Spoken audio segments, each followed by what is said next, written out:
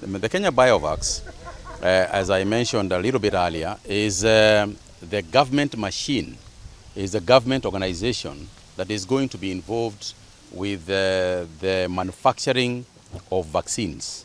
And we are not just talking about COVID-19 vaccines, we are also talking about other vaccines, polio vaccines, malaria vaccines, all the vaccines that we can make in the country. As you know, we don't make vaccines in Kenya. And one of the issues that, in fact, the editors themselves have raised, in fact, Mr. Otieno raised it today, is the issue of value for money and how we can predicate this period to ensure that moving forward, local manufacturing of pharmaceutical products is something that we do. Vaccine manufacturing is not in itself a money spinner as such, but so it is necessary for the government to do this. And if you look at other countries such as South Africa, India with the Serum Institute, those organizations are essentially government-backed because it is what is works elsewhere. It's a model that works.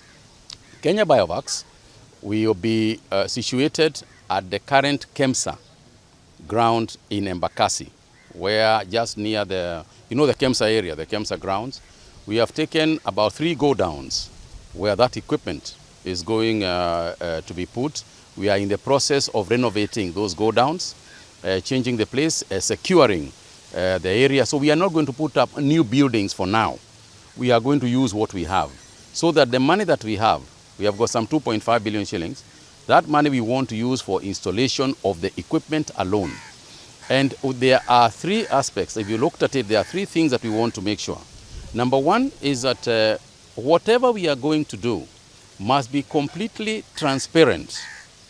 Number 2, whoever we are going to work with must be of a global standing position. We don't want any compromises. We don't want these people, making calls for people to see whether they can participate. Unless you have been in that business, unless you are the Serum Institute or the Aspen Institute in South Africa, don't bother.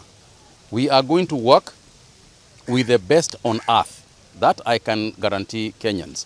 And finally is that they are going to get value for money. Whatever we are going to use is going to be better than or comparable with anything else that has been done elsewhere, provided, of course, we are comparing oranges with oranges. And I think it's important for us to understand that. But the important thing is that it is a very big step for Kenya.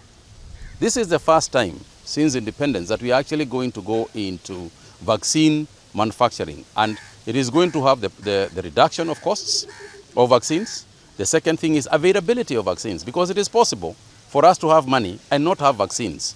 And that is what happened during the last 2 years of COVID-19. That independence of our vaccines is what we must do, which also goes to answer the question of donor dependency. You don't want to be perpetually, now and forever, depending on people to give you things. We must have our own things.